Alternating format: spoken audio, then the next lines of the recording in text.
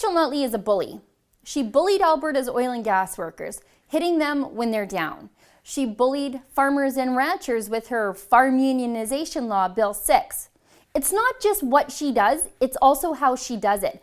Ramming things through, ignoring or even silencing other points of view, attacking her critics as if they shouldn't even have the right to disagree with her at all. Well, now she's trying to bully TheRebel.media because we dare to criticize her. Let me tell you what I mean.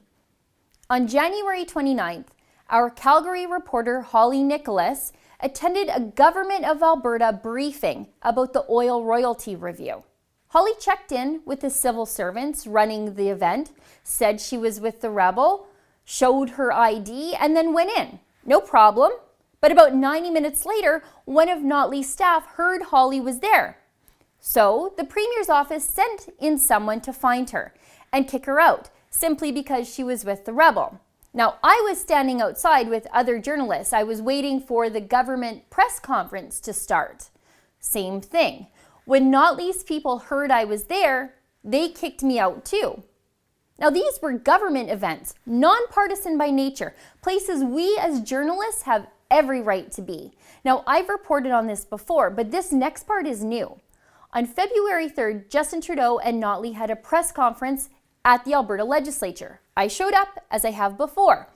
But this time I was told by security that I was on a no-go list. They actually said that. When I asked for an explanation, they called the head of security who ordered me removed. But I caught it on tape. Do you have accreditation for today's event? We already spoke to Darcy Henton. He said there should be no problem to come in. What? Sorry, why is that? Sorry, why? Now, did you hear that? He asked me for accreditation. That's a bogus excuse. We know it's a bogus excuse because we have reported from the legislature before. And just a day earlier, we had checked with the president of the legislature press gallery, who confirmed to us there is no such thing as accreditation to cover the government of the day in the building that houses our democracy. Any working journalist is allowed in.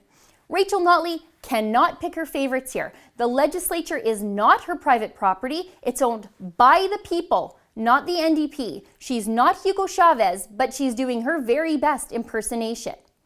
Now, we weren't given a real explanation for why we were not allowed to do our jobs like everyone else in the media. We were given a cheap lie. So we had a senior lawyer in Alberta, Fred Kozak, write a calm, polite letter to the Premier's office describing what had happened and asking the government to confirm it wouldn't happen again. We decided to give them a week to reply, a chance to do the right thing. Well, on Friday, we heard back from a lawyer with the Department of Justice. It was a 2-line letter. They're digging in their heels.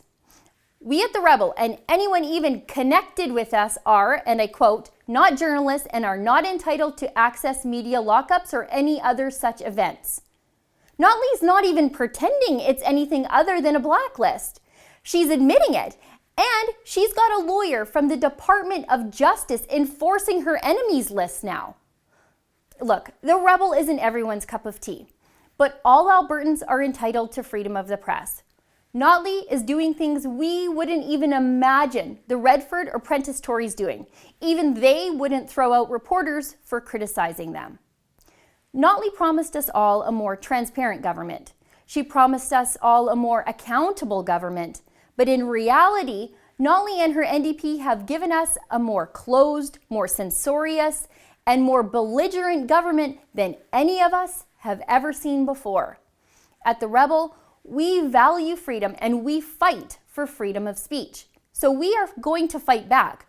We had hoped our lawyer's letter might have convinced them to do the right thing, but it didn't. So here's what we are going to do now. First of all, we're going to keep doing the tough, investigative journalism that we've become known for in Alberta. Like my book about the NDP called The Destroyers. The fact that Notley has blacklisted us confirms that we are doing reporting that needs to be done. Second, we're going to ask the public to show Notley that here in Alberta, we support freedom of speech and freedom of the press for everyone. We don't believe in the government bullying people just because they have a different opinion. So we're launching a petition at NotleyIsABully.ca telling Notley that her enemies list just isn't acceptable in Alberta. Third, unfortunately, we have to sue the government. We're not asking them for money. We're asking for a judge to declare that what Notley is doing is illegal. It violates our constitutional freedom of the press. Notley just can't run the government like it's her personal property, where she can bully anyone she doesn't like. On our website, NotleyIsABully.ca, you can see our lawyer's letter to the Premier's office and the Department of Justice's reply. We'll also post our copy of our lawsuit on that page when we file it. Now, unfortunately, fighting for free speech isn't free. This will cost us thousands of dollars. If you can help chip in to cover our legal costs, please do. You can do that right on the website, NotleyIsABully.ca. Notley's blacklist sets a dangerous precedent, and we can't let it stand. Personal politics are not a valid reason to restrict the lawful activities of any media organization. You might not agree with The Rebel. You might not appreciate anything we do, and that's okay. We live in a society where we're all free to disagree. You don't have to like us to agree that we have a right to be critical of the government in a free society. In fact, being free to be critical of the government is essential for a free society. Please visit NotleyIsABully.ca and help us fight back. For TheRebel.media, I'm Sheila Gunn-Reid.